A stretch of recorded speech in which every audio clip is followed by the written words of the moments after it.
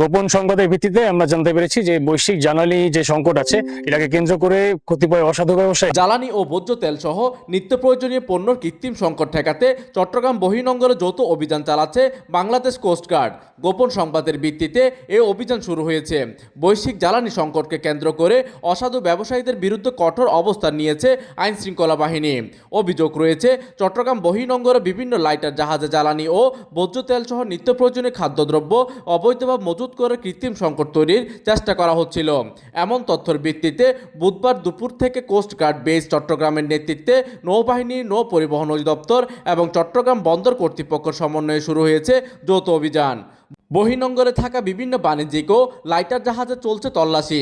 এদিকে SOT Sabbir Alam Sujon, lieutenant commander BN media কর্মকর্তা, Bangladesh coast guard বাজারে জ্বালানি ও ভোজ্য তেলের সরবরাহ স্বাভাবিক রাখতে এবং কৃত্রিম সংকট প্রতিরোধে তাদের এই অভিযান অব্যাহত থাকবে বলে গণমাধ্যমকে বিষয়টি অবগত করেন।